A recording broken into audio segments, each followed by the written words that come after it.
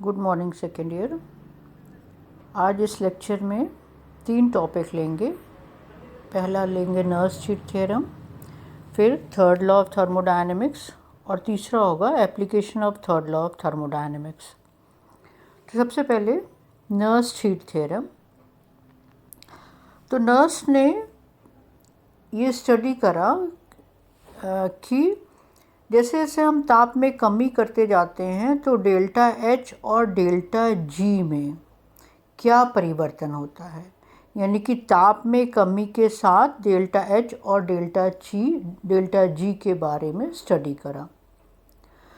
तो according to Gibbs Helmholtz equation, delta G is equal to delta H plus T del delta G upon del T at constant P. अब इस equation से ये clear है कि at absolute zero, that is when T is equal to zero, यानी कि जब ये टी की वैल्यू ज़ीरो होती है, जब ये टी ज़ीरो होगा तो ये भी ज़ीरो हो जाएगा, तो delta G is equal to delta H के बराबर हो जाएगा।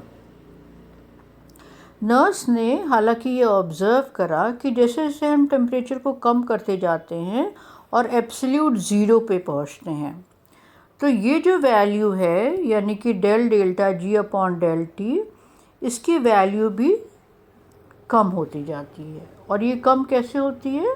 क्रमागत रूप से कम होती है और फिर ये ज़ीरो तक पहुंचती है। तो इस रिज़ल्ट को हम नर्स-चीट थ्योरम कहते हैं और इसको हम ग्राफिकली मैथमेटिकली तो हम शो कर सकते हैं इस तरह से कि limit T approaches to zero, यानी कि जैसे हम टेम्परेचर को कम करते जाते हैं del delta G upon del T किसके बराबर हो जाता है? Del delta H upon del T के बराबर हो जाता है, और ये इज इक्वल टू किसके बराबर होता है? ज़ीरो के बराबर हो जाता है। और ग्राफिकली हम इसको इस तरह से शो कर सकते हैं। ये आपके सामने ये ग्राफ है जिसमें कि डेल्टा जी या डेल्टा एच हमारे वाई एक्सिस पर है और टेम्परेचर इधर है। तो हमें दिख रहा है कि जैसे जैसे ताप कम होता जा रहा है वैसे वैसे डेल्टा जी तथा डेल्टा एच ये दोनों एक दूसरे की ओर जाते जा रहे हैं, अग्रसर हो रहे हैं, और न्यूनतम ताप पर, यानी कि जब ये रहा न्यूनतम ताप, यहाँ पर इस ताप पर ये दोनों एक दूसरे के बराबर हो जाते हैं। तो और इसका उल्टा भी पॉसिबल है। यहाँ पर क्या रखा है इस वाले ग्राफ में, डेल्टा जी की वैल्यू ज़्यादा है, ये डेल्टा जी की वैल्यू ज़्यादा है डेल्टा एच से। कब?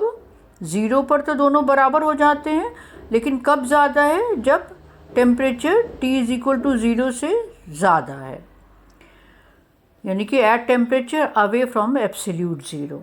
और इसका रिवर्स भी पॉसिबल है कि डेल्टा एच की वैल्यू भी ज़्यादा हो सकती है। ना हमें मालूम है कि दो चीज़ें हमें मालूम है। एक ये कि delta G upon del T at constant P is equal to होता है माइनस डेल्टा एस, या आप बाद में पढ़ोगे अभी। और फिर del delta H upon del T at constant P is equal to delta C P, ये आप पढ़ चुके हो। नाउ अगर हम इस रिज़ल्ट को, यानी कि इन दोनों को हम कंबाइन करें इक्वेशन नंबर 1 से, इक्वेशन नंबर 1 आपका ये रहा इक्वेशन नंबर 1 से, यदि हम इसके साथ कंबाइन करते हैं तो हमें क्या मिलता है? ये आप इक्वेशन नंबर 1 में आप देखना, तो ये इक्वेशन नंबर 1 से इक्वेशन नंबर 1 में ये मेंशन है और इक्वेशन नंबर 1 में ये मेंशन है। ये दोनों की वैल्यू जब T limit T is equal approaches to zero, तो इसकी वैल्यू ज़ीरो हो जाती है और इसकी वैल्यू ज़ीरो हो जाती है।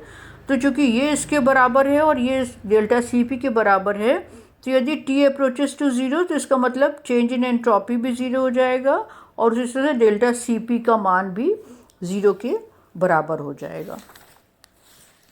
तो हम इस थ्योरम को हम किस तरह से कह सकते हैं?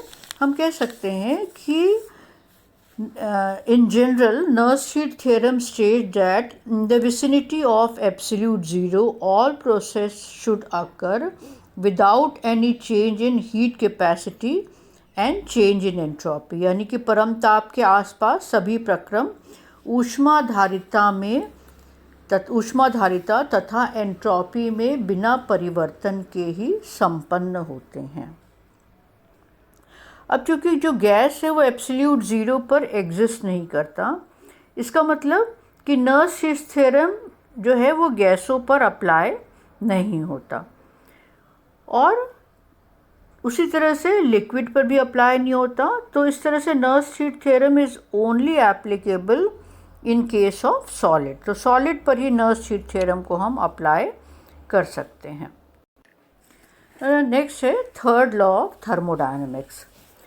तो फर्स्ट लॉ में हम बात करते हैं चेंज इन इंटरनल एनर्जी यानी कि डेल्टा ई की।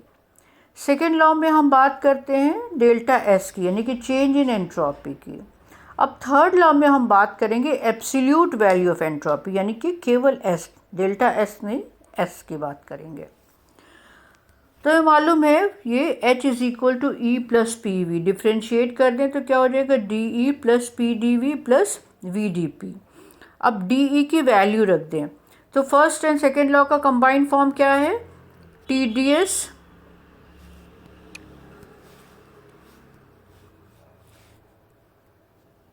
S is equal to d E plus P D V. तो जैसे यहाँ से क्या हो जाएगा, डी ई की वैल्यू क्या हो जाएगी, T D S minus P D V. तो हमने यहाँ क्या लिख दिया है, डी ई की वैल्यू हमने लिख दी T D S minus P D V. फिर ये पी डी वी को उतार लिया और वी डी पी को उतार लिया, तो अब पी डी वी और ये पी डी वी कैंसिल हो जाएंगे। तो हमारे पास क्या आ जाएगा, d H is equal to T D S plus V d P. ये इक्वेशन आ गई ना। यदि दाब कांस्टेंट है, दाब कांस्टेंट है यानी कि change in pressure is equal to zero, तो ये टर्म ज़ीरो हो जाएगा। और C P is equal to हमें मालूम है d H upon d T at constant P. तो दाब कांस्टेंट है तो हम d H is equal to क्या लिख सकते हैं, सी पी डी टी। तो यहाँ ये d H is equal to हमने लिख दिया सी पी डी टी, और ये वाला टर्म ज़ीरो हो चुका है, तो C P D T is equal to T D S. Now at constant pressure, चूँकि कांस्टेंट प्रेशर की कंडीशन चलती आ रही है, तो कांस्टेंट प्रेशर पे ये D S is equal to क्या हो जाएगा, C P D T upon T. ये हो गया हमारा इक्वेशन नंबर 1। मान लें कि हम सॉलिड को हीट कर रहे हैं फ्रॉम 0 टू टी केल्विन। तो इक्वेशन 1 को हम इंटीग्रेट कर रहे हैं एंट्रोपी की वैल्यू मालूम करने के लिए, यानी कि एस मालूम करने के लिए हम इक्वेशन नंबर 1 को इंटीग्रेट करेंगे with the limit 0 to T. तो क्या हो जाएगा, delta S is equal to S T minus S not is equal to 0 to T C P, ये C P D T upon T. या S T is equal to S T M, ये हो गया S T, और ये S not को हम उधर ले जाएं, एस एंट्रोपी एस ज़ीरो को उधर ले जाएं, तो ये हो जाएगा S not plus 0 to T C P D T. ये हो गया इक्वेशन नंबर 2। और एस ज़ीरो जो है एंट्रोपी एट 0 केल्विन है।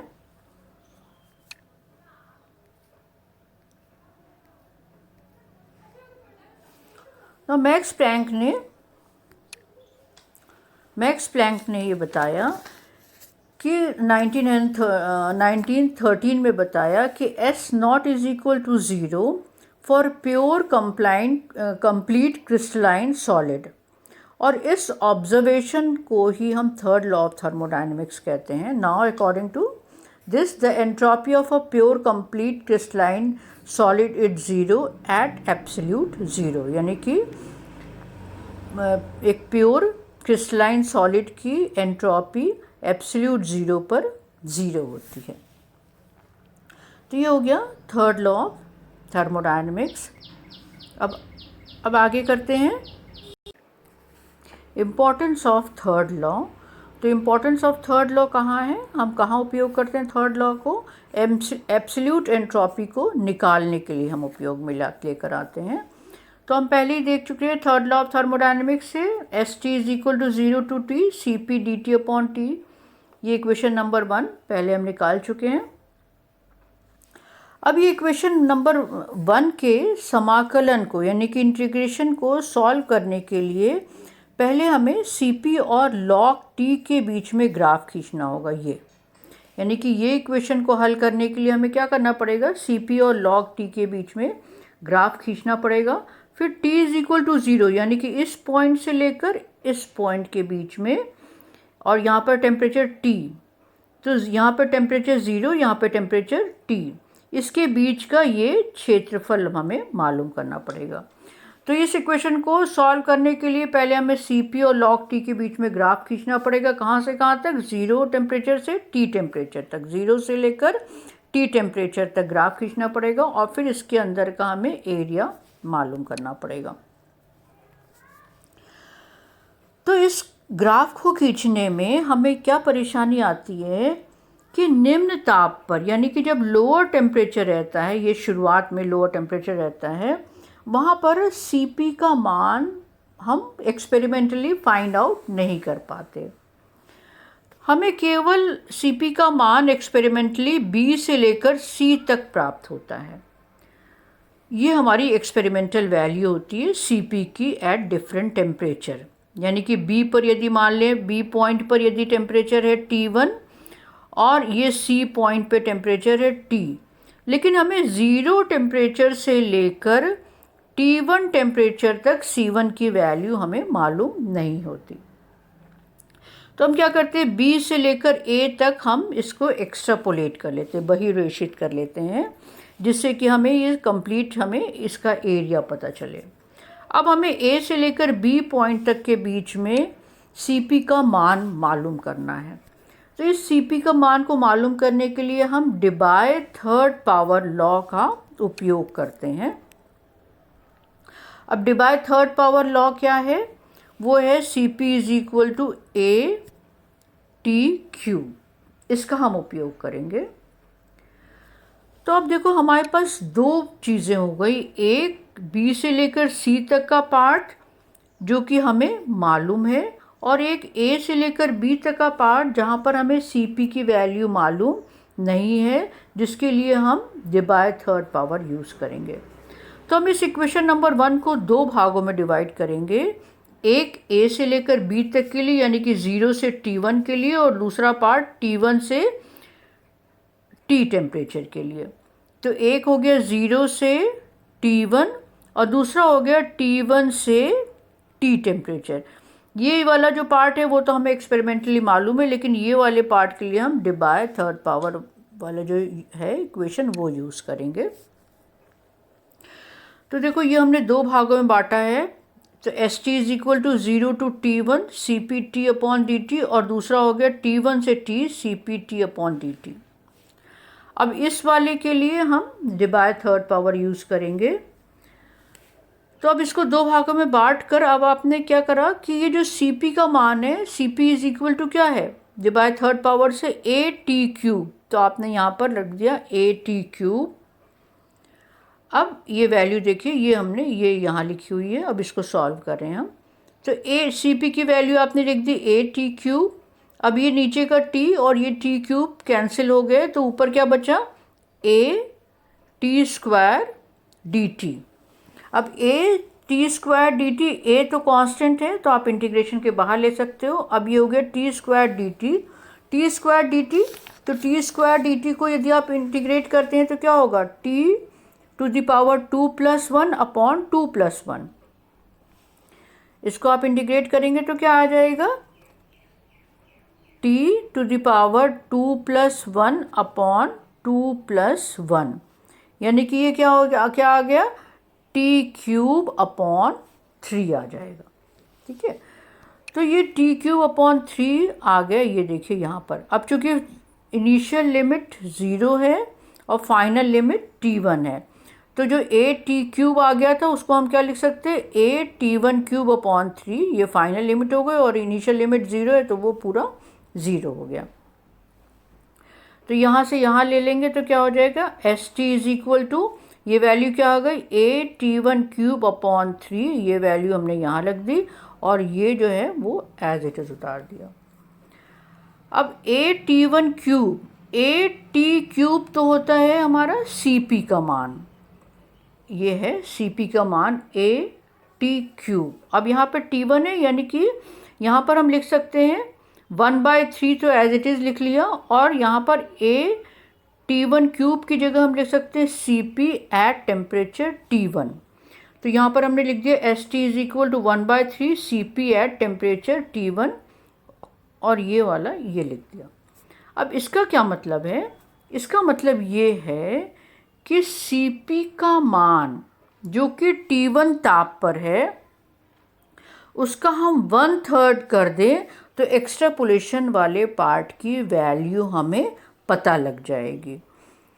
देखिए ये बी पॉइंट पर, यानी कि जो T1 टेम्परेचर पर Cp का मान है उसका हम 1/3 कर दें, क्योंकि क्या लिखा हुआ है 1/3 Cp एट टेम्परेचर T1। तो T1 ताप पर जो Cp का मान है उसका यदि हम 1/3 कर दें तो हमें वैल्यू पता चल जाएगी, इस वाले जो एक्सट्रापोलेशन वाले पार्ट की उसकी वैल्यू पता लग जाएगी।